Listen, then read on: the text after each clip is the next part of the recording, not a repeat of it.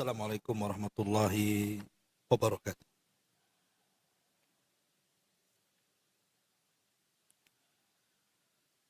Alhamdulillah wassalatu wassalamu ala Rasulillah wa ala alihi wa sahbihi wa mawalah wa la hawla wa la quwwata illa billahi wa ba'd. Alhamdulillah di pagi ini kembali kita bisa duduk di Masjid Sukajadi. Salawat dan juga salam tentunya kita hadiahkan kepada Rasul kita Nabi besar Muhammad sallallahu alaihi wa ala alihi wasallam.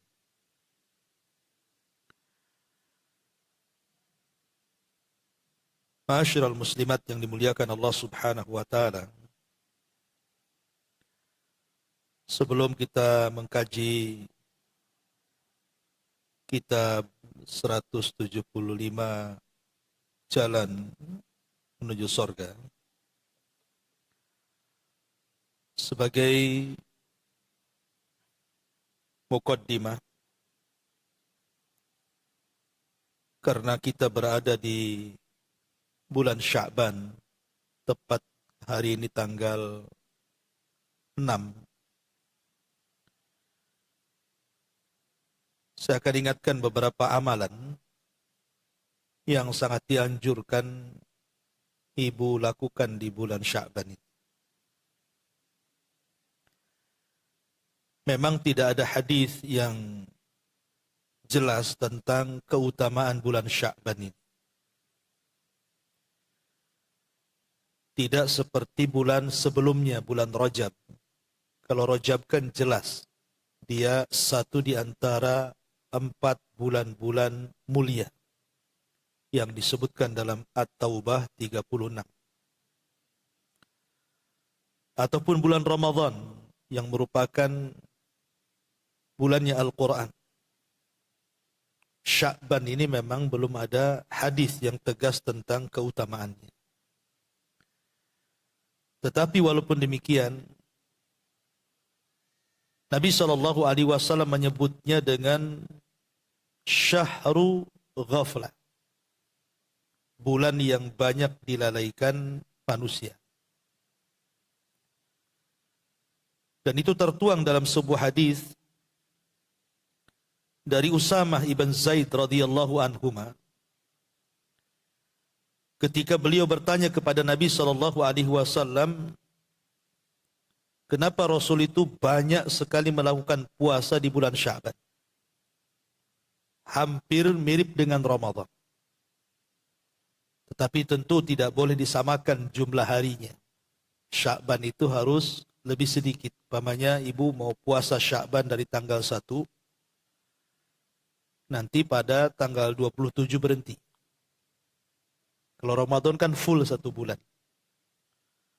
Boleh kita melakukan puasa setiap hari seperti itu. Atau mengambil puasa-puasa yang sudah jelas-jelas seperti Ayyamul Bid, puasa Senin Kemis, atau puasa Daud. Yang jelas Rasulullah SAW banyak melakukan puasa di bulan Sya'ban ini. Jadi Usamah ibn Zaid ini bertanya kepada Nabi SAW soal puasa ini. Maka Nabi SAW mengatakan, "Dzaka syahrun yaghfalun nasu anhu baina Rajab wa Ramadan." Karena itu bulan yang manusia banyak melalaikannya, karena terjepit di antara bulan Rajab dan bulan Ramadan. Tetapi Nabi SAW mengatakan, "Wa huwa syahrun turfa'u fihi al-a'mal ila rabbil alamin wa uhibbu an yurfa'a amali wa ana sha'im." Tapi ingat, bulan Sya'ban itu adalah bulan di mana seluruh amalan kita diangkat ke langit, dan saya sangat suka ketika amalanku diangkat saya sedang berpuasa. Inilah hadis yang sangat mulia yang menunjukkan tentang keistimewaan bulan Sya'ban ini. Bulan diangkatnya amal.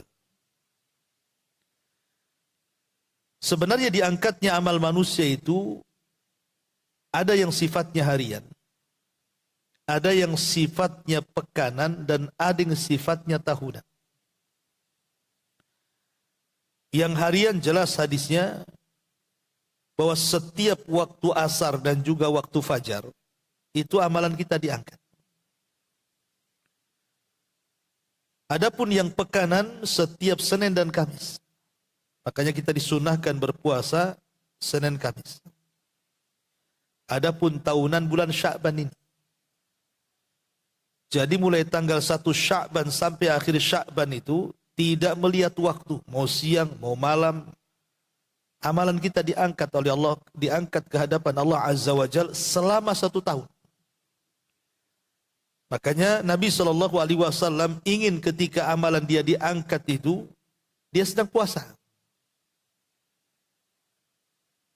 Inilah yang menyebabkan kemudian bulan Sya'ban ini sangat istimewa di mata Rasul, karena bulan dilalaikan manusia.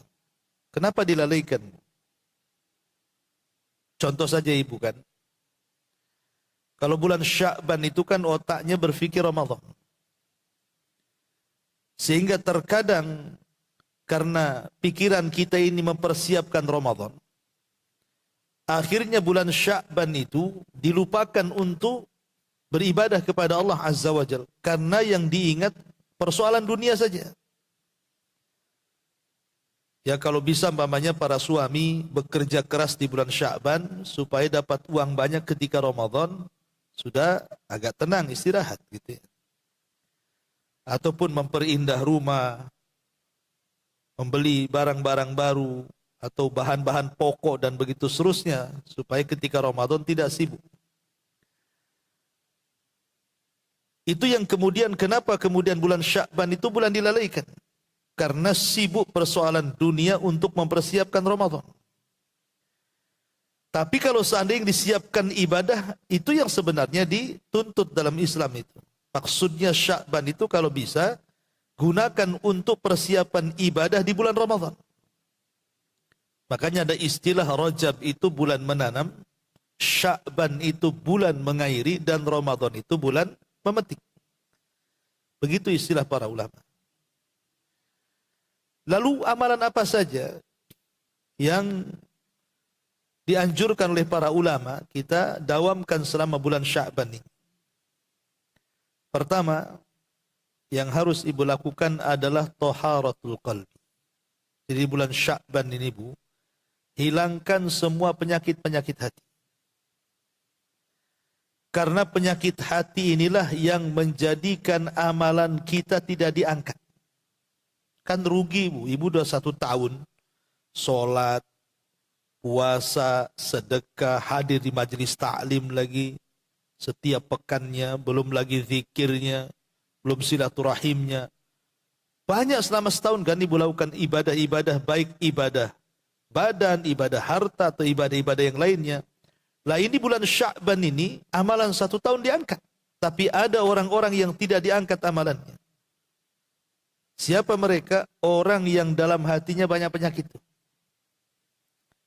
Seperti orang yang hasadnya kuat, dengkinya kuat, dendamnya kuat.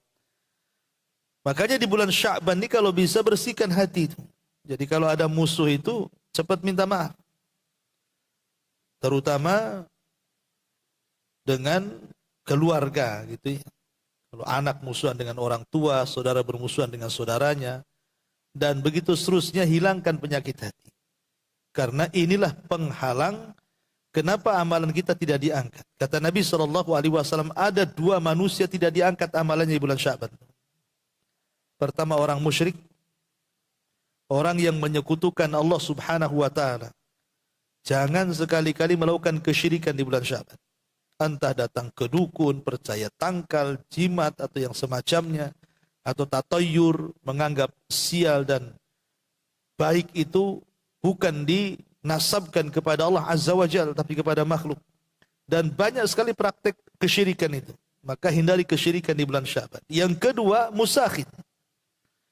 Orang yang dalam hatinya penuh kedengkian. Makanya alangkah indahnya kalau seandainya di bulan Sya'ban itu hati kita bersih, masuk Ramadan, maka Ramadan betul-betul dipenuhi dengan hati yang bersih. Dan akan lebih dekat lagi beribadah kita kepada Allah kan. Kalau seandainya hati kita bersih. Ini amalan pertama, singkat saja. Coba bersihkan hati di bulan Sya'ban ini dari hasad, dengki, dendam, dan yang semacamnya. Karena itulah yang menjadikan amalan kita tidak terangkat. Yang kedua, puasa.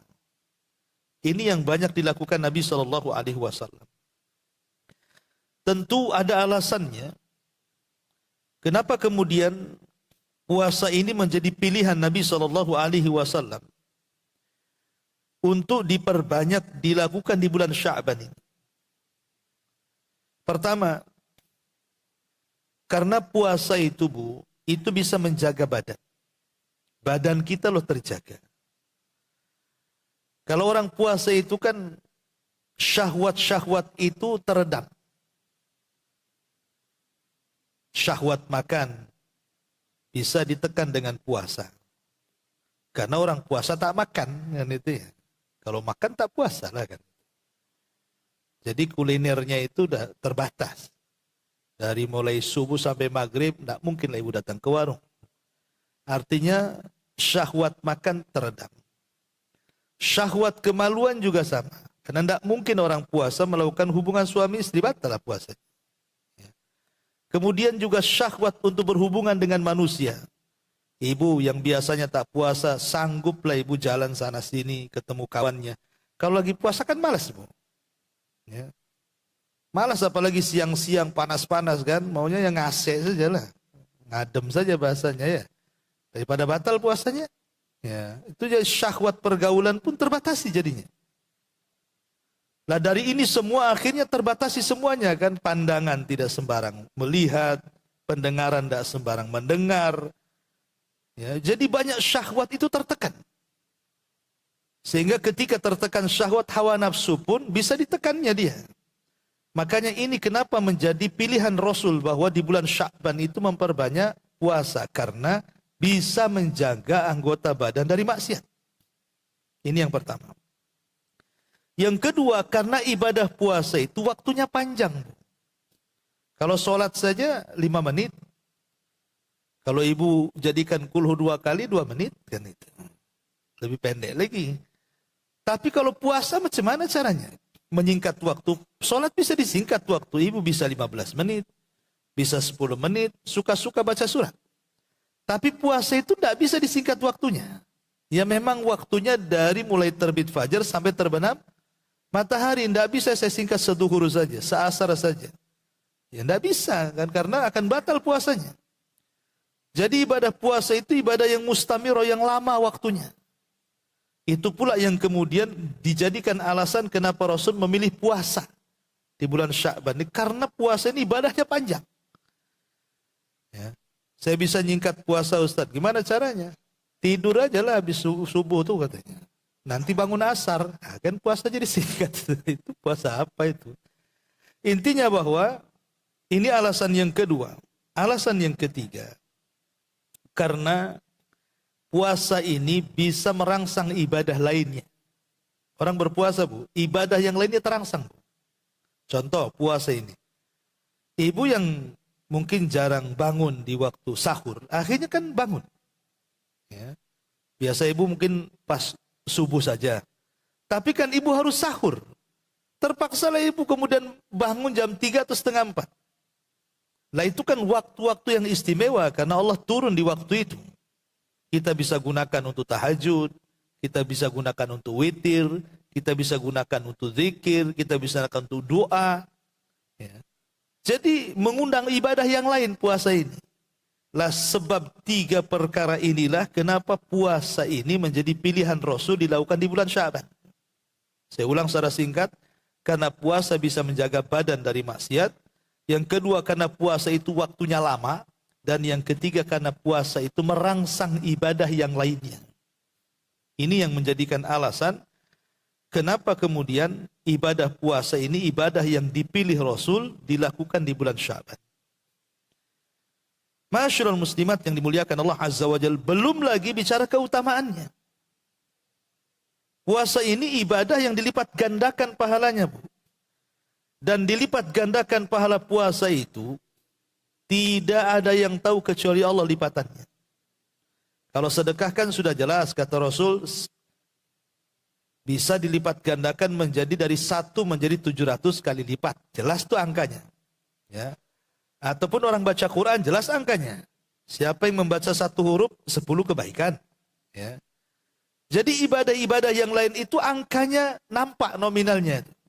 Tapi puasa tidak. Puasa itu rahasia Allah.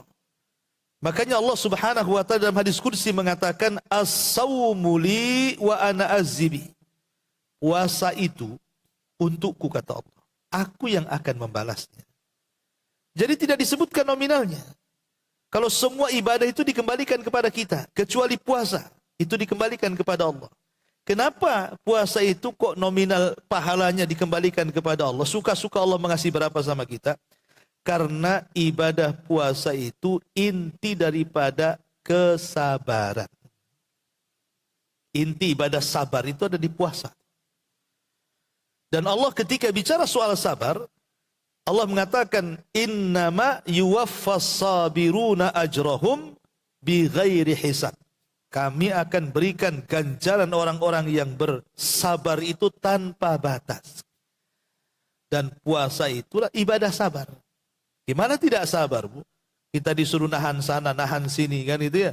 Tidak boleh makan, tidak boleh minum, tidak boleh melakukan hubungan, menjaga pandangan. Itu perlu kesabaran semuanya. Makanya kenapa kemudian ibadah puasa ini sangat istimewa. Ini dari segi puasa, dilipat gandakan pahalanya yang hanya tahu Allah yang akan memberinya. Yang kedua, puasa ini bisa menjauhkan kita dari neraka itu 70 tahun perjalanan. Ibu jalan kaki jangan berhenti selama 70 tahun, kira-kira sampai mana? Udah muterin dunia berapa kali? Nabi mengatakan man shoma yauman fi sabilillahi ba'adallahu wajahu 'anin nari sab'ina kharifah. Siapa yang puasa 1 hari saja, puasa sunnah, dan ia lakukan karena Allah, maka Allah akan jauhkan wajah dia dari neraka itu selama 70 musim. Artinya ada yang mengatakan 70 tahun perjalanan. Luar biasa gitu ya.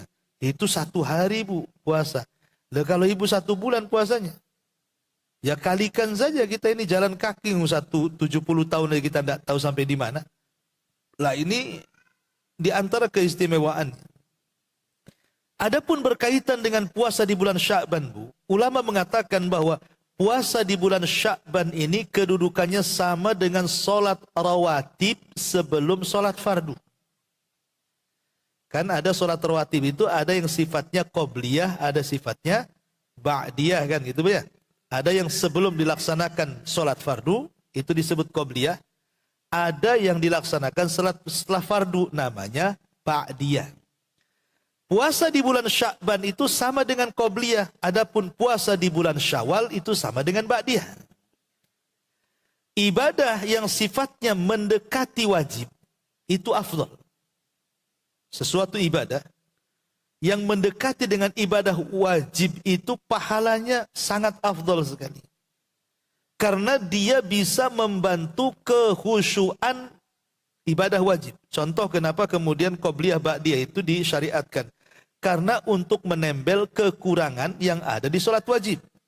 Kan namanya kita ini sholat 5 waktu itu kadang menghayal, kurang khusyuk, kurang tumakninah, ya, gerakannya terlalu cepat dan begitu seterusnya, sehingga mengurangi pahala. Lah rawatib inilah yang menyempurnakan pahalanya. Lah Ramadan juga sama.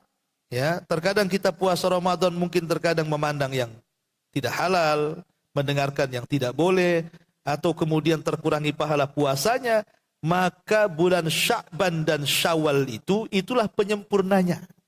Ya, jadi ulama mengatakan puasa Sya'ban ini bimanzilati qabliyah qablas shalah. Itu sama sekedudukan dengan sholat rawatib sebelum sholat wajib. Makanya ini yang kemudian menjadikan istimewa puasa di bulan Sya'ban ini. Apalagi lebih daripada itu bahwa memperbanyak puasa di bulan Sya'ban ini dalil keimanan kita.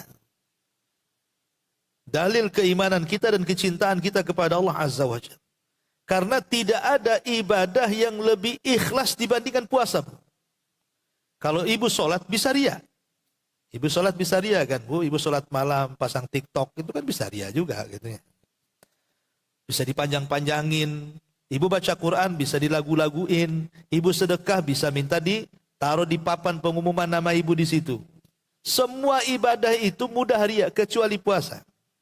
Puasa itu sulit untuk ria, kecuali kalau ibu memang ria. Ya, umpamanya ibu yang hadir di sini nih, saya tidak tahu mana satu yang puasa. Kalau ibu tak ngomong, ya, apalagi pakai masker kan, atau pakai cadar mana tahu. Kalau pakai cadar lagi ngunyah kita kan tidak tahu, gitu ya. Nah, tetapi kan maksudnya kan kita tidak tahu mana satu yang puasa. Oh tahu Ustaz, kenapa itu yang satu tukang ludah tuh bisa aja lagi sariawan dia. Kita tidak tahu. Oh itu yang satu pucat tuh mungkin semalam sahur. Bisa aja lagi sakit dia. Susah puasa ini mau ria itu susah kecuali dia ngomong. Afwan saya lagi puasa. Ah itu lain lagi. Jelas dia tahu kita kan. Tapi kalau dia diam saja anda tahu dia. Makanya kemudian puasa ini dikatakan dalil yang sangat kuat tentang kecintaan dia kepada Allah. Karena susah untuk ria. Kecuali kalau memang sengaja untuk ria dia. Ya, ini yang menjadikan kemudian kenapa puasa itu dalil tentang kecintaan kita kepada Allah.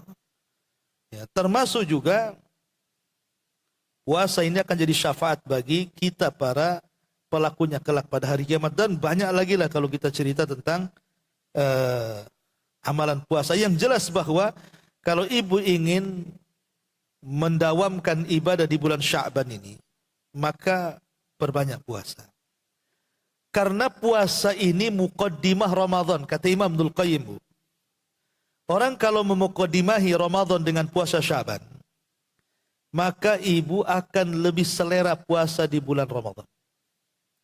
Tapi kalau tidak dimuqaddimahi puasa di bulan Sya'ban ibu, maka ibu nggak akan selera itu ibadah di bulan Ramadan. Kenapa?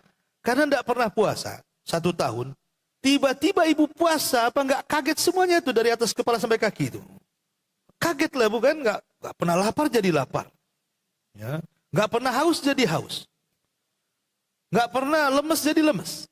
Akhirnya apa? Minggu pertama itu biasanya puasanya puasa tidur tuh, puasa lemas kan itu. Baru minggu kedua, barulah itu gairahnya ada. Lah makanya orang yang memuqaddimahi puasa di bulan Sya'ban itu nanti selera tuh puasa Ramadan, karena udah terbiasa lapar. Kalau terbiasa makan kan ususnya ngembang, maunya makan aja kan itu. Kalau biasa lapar kan ususnya juga sempit ya kan. Jadi bisa menahan lapar.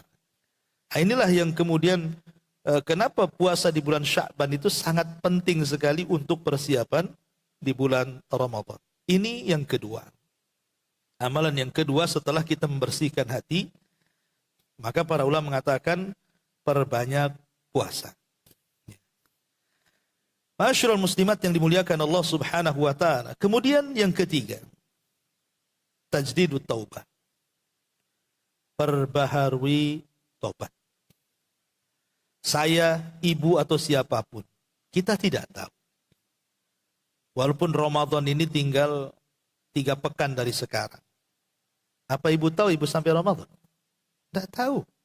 Bisa saja besok meninggal kita. Nggak tahu kita ini meninggal kapan. Banyak kok kita ini kawan-kawan yang mungkin sempat kopi dengan kita, ngobrol dengan kita, jalan dengan kita, kumpul dengan kita. Ramadan tak ketemu pula. Nggak ada yang tahu kematian orang itu. Walaupun kita udah memprediksi nih, wah Ramadan saya akan begini. Itu prediksi. Angan-angan saja. Belum tentu juga sampai Ramadan kita ini. Lah karena tidak memungkinkan kita tahu kepastian kita hidup sampai Ramadan atau tidak, ini bulan diangkat amal masalah. Maka yang ketiga tajdidut taubah, perbaharui taubat. Ya. Perbaharui taubat, yang nyesel di dosa, berjanji tidak mengulangi, lakukan yang keburukan itu ditimpa dengan kebaikan, dan begitu seterusnya dari syarat-syarat taubat itu. Karena penting tajdidut taubah ini. Supaya ketika masuk Ramadan itu Bu, betul-betul kita sudah tidak punya dosa.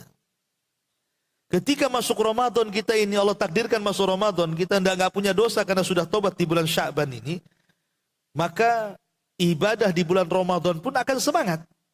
Karena yang menjadikan lemahnya ibadah itu dosa. Ibu kalau melakukan dosa, lemah ibadah itu. Ibu bisa rasakanlah coba. Ya, kalau melakukan dosa itu pasti akan melemahkan ibadah. Tapi kalau dosanya dihilangkan, itu yang menyemangatkan ibadah. Makanya ketika ahli sunnah wal jamaah bicara soal makna iman. Apa sih itu iman? Maka mereka mengatakan para ulama itu, iman itu yazidu wa yanqus. Iman itu bisa bertambah, bisa berkurang. Kenapa dia bisa bertambah? Bita'ah dengan ketaatan. Kenapa pula dia bisa berkurang? Bil maksiati, karena dengan kemaksiatan dia. Kalau ibu ini 1 bulan, bulan Sya'ban ini, kunci tukeran maksiat itu. Itu nanti Ramadan itu, imannya pasti naik. Ibadah apa saja ibu suka. Tapi kalau 1 Sya'ban ini, sampai akhir Sya'ban ini penuh dengan maksiat, baru jangan lagi menikmati Ramadan. Sekalipun nanti datang Idul Fitri ibu, dia hanya membanggakan pakaian. Untuk apa coba Idul Fitri membanggakan pakaian? Orang senang kan bukan di pakaian, orang senang itu di hati. Walaupun pakaiannya tidak bagus, tidak apa-apa. Kalau hatinya bersih, pasti dia akan orang paling bahagia itu ketika Idul Fitri itu. Tapi ada orang-orang yang nampaknya dia sedang hari raya, pakaiannya saja, hatinya ada hari raya. Nggak senang hatinya itu. Nah, ini kan mengurangi kebahagiaan Idul Fitri jadinya. Nah ininya makanya penting tajdidut taubah itu mumpung di bulan Sya'ban. Ya. Ini amalan yang ketiga. Amalan yang keempat, sedekah. Ya. Amalan yang keempat adalah bersedekah. Karena bagaimanapun kita tahu bahwa Nabi SAW apabila datang bulan Ramadan itu manusia paling dermawan. Apalagi kalau sampai 10 akhir Ramadan. Aisyah radhiyallahu anha sampai mengatakan kedermawanan Rasul itu melebihi angin yang berhembus. Terutama tatkala Jibril datang menyambangi Rasul untuk tadarus Quran. Lah kebiasaan sedekah ini harus dimulai dari bulan Sya'ban ini. Apalagi saya ulang-ulang bahwa ini bulan diangkatnya amal. Ya. Bulan diangkatnya amal ini maka perbanyak sedekah. Kalau orang terbiasa sedekah, maka di bulan Ramadan pun akan terbiasa sedekah dia. Kan sedekah itu tidak mesti harus dengan uang. Ya, karena terpikir sedekah itu harus pakai uang, tidak. Ya, sedekah itu macam-macam bentuknya. Ibu senyum kepada saudaranya juga sedekah. Ibu memperbanyak tasbih, takbir, tahmid itu sedekah. Ibu mengajak kawan-kawan untuk berbuat baik, ngajak ke pengajian, itu juga sedekah. Ya, termasuk juga hubungan suami istri, itu juga sedekah. Sedekah itu babnya luas gitu ya. Walaupun identik sedekah itu biasanya dengan uang. Ya, kalau dibilang sedekah pasti kepala kita larinya ke situ. Ya enggak apa-apa, kalaupun dengan uang pun kan bisa dengan cara ya, umpamanya uangnya terbatas. Punya uang 1 juta, ya tadilah kalau memang ingin sedekah setiap hari supaya amalan kita selama Sya'ban diangkat, pecahkan yang 1 juta tuh. Pecahkan 2 ribuan. Jadi lama tiap hari 2.000, 2.000. Gak habis-habis tuh sedekah. Ya. Intinya bahwa biasakan sedekah gitu aja. Dan nggak ada yang berkurang harta disedekahkan itu.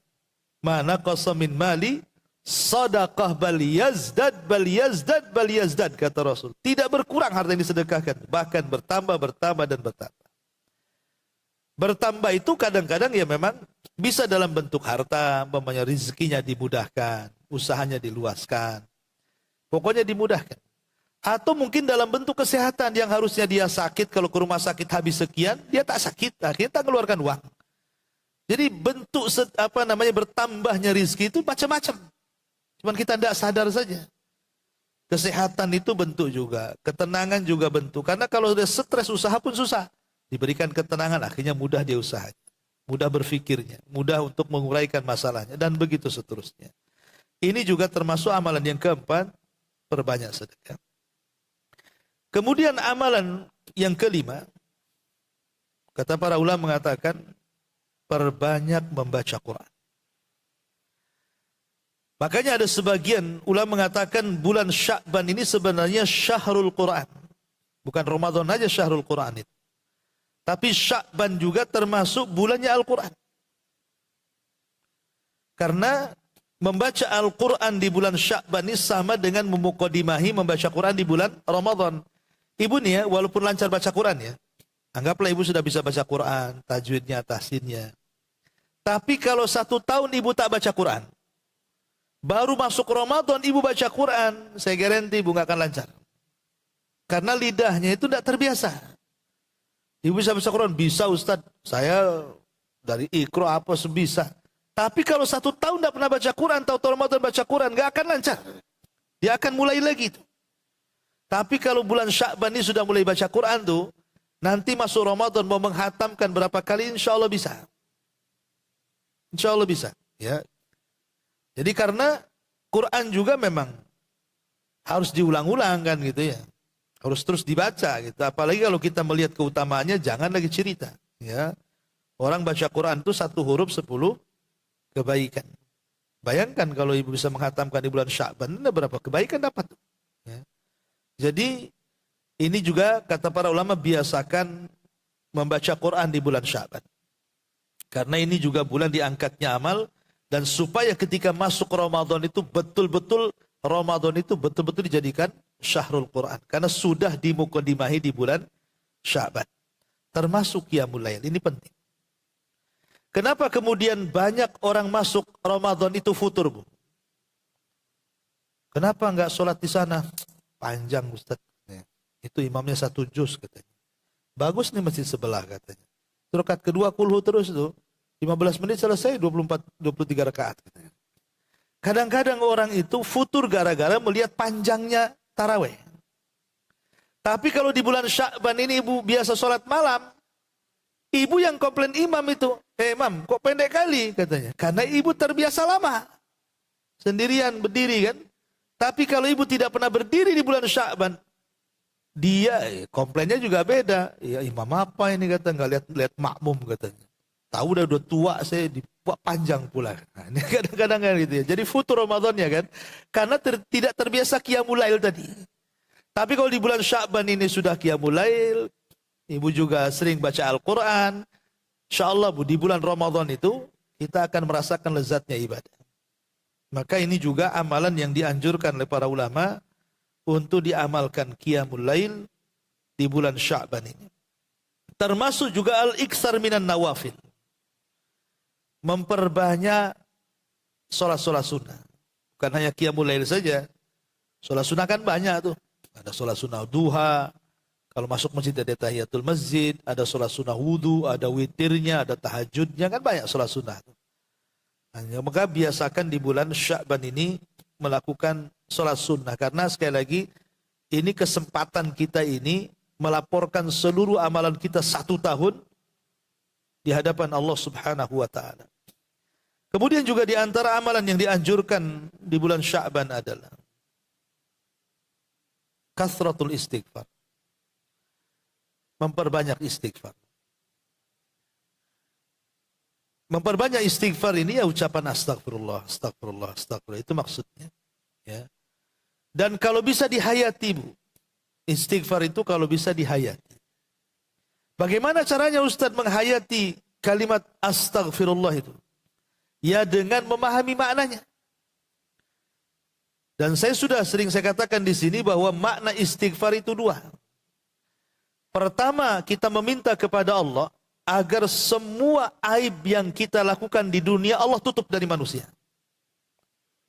Jadi ketika kita katakan astagfirullah, seolah-olah kita katakan, ya Allah, saya ini punya dosa banyak. Saya ini punya aib banyak. Kalau bisa manusia jangan tahu aibku. Sebab kalau satu saja aib kita terbongkar, Bu, habis hidup kita ini. Dipermalukan orang. Kita nggak ada harganya lagi di mata orang kalau aib kita sampai terbongkar kan. Makanya cukuplah antara kita dengan Allah saja. Yang kedua, ketika kita membaca istighfar itu, kita meminta kepada Allah agar dosa-dosa yang kita lakukan di dunia itu, Allah tidak mengazab. Allah tidak menyiksa kita. Itulah kalimat istighfar itu. Kenapa kita disuruh istighfar itu? Karena 2 perkara ini. minta kepada Allah agar aib kita ditutup. Yang kedua, minta kepada Allah agar dosa kita tidak disiksa. Ya. Makanya dibedakan antara istighfar dan taubat. Kalau taubat itu bicara soal perbuatan. Ibu menyesal, tak akan melakukan, meninggalkan dosa, mengiringi yang buruk dengan yang baik, itu disebut taubat namanya. Tapi kalau istighfar ini permohonan.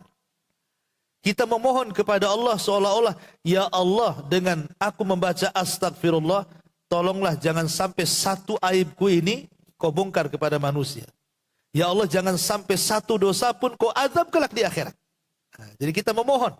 Nah, itulah kalau kita paham dua perkara ini, insya Allah mungkin istighfar kita lebih khusyuk lagi. Ya, jadi astagfirullah bukan hanya sekedar di lisan, kalau bisa dihayati maknanya. Dan ini di bulan Sya'ban, kita meminta kepada Allah Subhanahu wa taala agar aib-aib kita ditutup. Supaya di bulan Ramadan itu betul-betul kita menjadi hamba-hamba Allah yang beribadah betul-betul di bulan Ramadan. Kemudian juga kata para ulama, di antara amalan di bulan Sya'ban adalah silaturahim. Ini penting. Karena tadi di permulaan saya sudah katakan, di antara orang yang tidak akan diangkat amalannya apa? Orang yang dalam hatinya ada kedengkian, ada hasad. Makanya ini bulan silaturahim sebenarnya, bulan Sya'ban ini bulan maaf memaafkan. Jangan nunggu nanti Idul Fitri. Ya. Kamu minta maaf lah. Tunggulah, kan 2 bulan lagi Idul Fitri kita. Nah ini kok nunggu Idul Fitri, gimana ceritanya? Nanti kalau Idul Fitri kan bisa kosong-kosong, Ustaz. Siapa bilang kan gitu. Kalau mau silaturahim sekarang ini waktunya ini. Supaya amalan kita diangkat. Sebab yang menjadikan amalan kita tidak diangkat ini gara-gara permusuhan tadi. Gara-gara kita musuhan dengan saudara, musuhan dengan tetangga, musuhan dengan kawan. Itu yang menyebabkan kerugian. 1 tahun lo gak diangkatkan lu, sayang kali. Makanya ini silaturahim di bulan Sya'ban ini sangat penting sekali. Karena ini bagian dari pembersihan hati tadi. Ingat hadis yang pernah saya ceritakan di sini. Jadi satu hari Nabi SAW ngomong di hadapan para sahabat, bentar lagi nih dari pintu sebelah sana ada seorang anak muda, termasuk penduduk surga. Sahabat semua pandangannya ke pintu itu. Rupanya keluar dari pintu itu anak muda jinjing sendal. Dan rambutnya seolah-olah habis berwudu. Lewat gitu saja. Esok harinya Rasul ngomong gitu lagi. Dia lagi yang muncul sampai 3 kali. Dia lagi yang muncul. Jadi ada sahabat namanya Abdullah ibn Amr ibn As radhiyallahu anhu. Ya. Jadi Abdullah ibn Amr ibn As ini penasaran. Kenapa orang itu oleh Rasul termasuk anak muda penduduk sorga? Emang amalan dia apa? Karena Abdullah ibn Amr ibn As ini kan dikenal, Bu. Dikenal sholat malamnya, dikenal puasanya, dikenal suka menghatamkan Quran. Pokoknya sulit sahabat yang menandingi ibadahnya Abdullah ibn Amr ibn As ini. Jadi dia merasa, apa saya ini kurang dalam beramal? Punya amalan apa dia? Ya. Kok bisa Rasul mengatakan dia termasuk penduduk surga? Jadi dia pura-pura lah ini. Sahabat ini bertamu ke orang yang direkomendasi Rasul termasuk ahli surga itu. Alasannya dia ada masalah dengan keluarga, bisa nggak saya nginep di rumahmu 3 hari gitu kan. Akhirnya silahkan.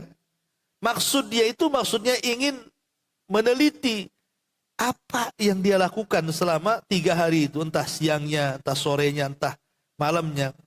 Mungkin dia punya amalan khusus yang aku tidak punya, kata Abdullah bin Amr bin As. Aku bisa tiru gitu maksudnya. Jadi setelah 3 hari, tak ada pun amalan-amalan menonjol. Maksudnya tidak sholatnya biasa-biasa saja. Sahabat yang lebih hebat lagi. Ya, baca Qurannya biasa saja, zikirnya biasa saja. Kecewalah Abdullah bin Amr bin As. Ternyata dia tidak menemukan apapun yang bisa dia tiru dari laki-laki. Tapi sebelum pergi dia ngomong, sebenarnya saya kesini itu bukan karena masalah keluarga. Karena saya mendengar Rasulullah SAW mengatakan waktu di masjid, bahwa engkau ini termasuk anak muda penghuni sorga. Bisa nggak kasih tahu amalan khususmu itu apa gitu ya. Tapi anak muda ini makin bingung. Karena dia sendiri tidak punya amalan khusus. Maksudnya ya mungkin sholatnya atau puasanya atau sedekahnya. Enggak juga gitu ya. Jadi makin bingung juga ditanya seperti itu. Tapi sebelum berpisah, anak muda ini mengatakan, oh boleh jadi katanya. Boleh jadi karena setiap sebelum saya memejamkan mata saat tidur malam, aku bersihkan semua hatiku. Aku maafkan semua orang yang mendolimiku. Ya. Pokoknya setiap malam sebelum aku pejamkan mataku, aku sudah relakan kepada siapapun yang mendolimiku, yang menyakitiku, dan aku doakan kebaikan untuk mereka. Kata Abdullah bin Amr bin As, ini yang ingin saya cari. Ini maksudnya. Jadi rupanya bukan amalan badan, tapi amalan hati. Ya kan, memaafkan itu amalan hati kan, bukan? Tetapi kan memaafkan juga, kalau hubungan dengan manusia kan tidak bisa, kecuali harus ketemu orangnya kan. Minta maaf. Ya. Sekarang kan lebih enak lagi ada alat komunikasi. Nah, salah satunya adalah dengan cara silaturahim tadi. Supaya menghilangkan penyakit-penyakit hati. Ini juga di antara amalan yang dianjurkan di bulan Sya'ban. Termasuk juga husnul khuluq. Ya, perbaiki akhlak. Ini penting juga karena di bulan Ramadan ini jangan sampai amalan-amalan ibadah puasa kita ini hilang gara-gara jelek akhlak. Seperti masih suka mencaci, memaki, melaknat, mendoakan buruk, tidak bisa menjaga lisan. Ini kan bahaya. Ya. Karena amalan-amalan sehebat apapun dari amalan sunnah, Bu. Ibu hebat puasanya, ibu hebat sedekahnya, ibu hebat tahajudnya, ibu hebat macam-macamnya lah. Tapi kalau tidak bisa menjaga lisan, percuma juga. Kan ada hadis kan yang mengatakan ketika Rasul dikatakan Rasul ada seorang ibu kalau malam sholat malam, kalau siang puasa sunnah, kalau tempat-tempat sedekah butuh sedekah dia sedekah, bahkan dia banyak melakukan kebaikan. Tapi satu kekurangannya, walakin tu'dzi jiranaha bilisaniha. Lisannya tuh tidak bisa dijaga, suka nyakiti tetangganya. Oh, kata Rasul, tidak bisa. Wanita itu tidak punya kebaikan. Padahal dia sholat malam tidak punya kebaikan. Lah dia kan puasa sunnah tidak punya kebaikan. Oh, dia banyak sedekah, percuma juga sedekahnya. Sampai Rasul mengatakan la khaira fiha, tidak ada kebaikannya itu semua. Bal hiya min ahlin nar. Bahkan wanita itu layak masuk neraka. Ya. Akhlak ini penting karena akhlak ini bisa mempengaruhi ibadah. Dan akhlak itu paling tercermin dari 3 anggota badan kita. Dari leher ke atas, kedua tangan, dan dari kepala sampai kaki. Akhlak itu tercermin dari 3 anggota badan. Leher ke atas, Bu. Leher ke atas itu ada mata. Nah, kalau suka melotot-melotot itu enggak ada akhlak. Ya. Kemudian mulutnya kasar. Ini kan di kepala semua tuh. Mulutnya kasar. Kemudian suka tajasus telinganya, nyari-nyari ngorek-ngorek kesalahan orang. Ya kan. Mendengar-dengar betul tak si anu. Ya kan. Nah, ini semua dari lisan. Ya, kebanyakan kalau udah kepala itu pasti lisan. Atau yang mundi di dalam kepala lah otak kotor tuh. Ya.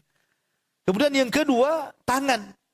Kalau orang suka bantu, ya suka bantu orang dengan tangannya, itu berarti tangannya berakhlak tuh. Atau dari kepala sampai kaki. Kalau ibu ngobrol dengan orang nih, ibu tidak peduli orang ini di bawah saya, di atas saya, selevel dengan saya, maka ibu hargai, tetap ibu pasang badan. Kayak serius tuh. Karena ada orang yang meremehkan orang. Ngobrol itu badan kita ke sana, orang ini ke sini. Ini nggak punya akhlak orang kayak gini. Ya. Kadang-kadang yang mungkin merasa dia lebih kaya, lebih punya pangkat, jabatan, kita nggak dihargai kadang-kadang. Nah, itu namanya nggak punya akhlak orang kayak gitu. Tapi punya akhlak itu di depan dia siapapun, tetap dia hadapkan badan dia. Nah, itu berakhlak namanya. Nah, itulah akhlak namanya. Ya, jadi inilah kata para ulama, amalan-amalan husnul khuluq ini penting ditanam di bulan Sya'ban. Supaya masuk Ramadan itu banyak ibadah tidak sia-sia dilakukan. Terutama puasa. Karena puasa itu, kata Nabi SAW, rubba sa'imin. Ya. Laisa lahul jaza illal ju'i wal atshi. Berapa banyak orang yang berpuasa tidak diganjar kecuali hanya rasa lelah, letih, dan juga lapar saja. Kenapa? Karena habis dikikis dengan akhlak yang buruk tadi pahalanya. Nah, ini juga persiapan Ramadan ya. Mempersiapkan akhlak itu. Kemudian juga yang tak kalah pentingnya juga adalah ad-da'watu ilallah, ya, mengajak manusia kepada kebaikan. Mengajak keluarga lah, ibu pulang dari sini dapat ilmu, sampaikan ya ke keluarganya. Inilah amalan-amalan yang di bulan Sya'ban.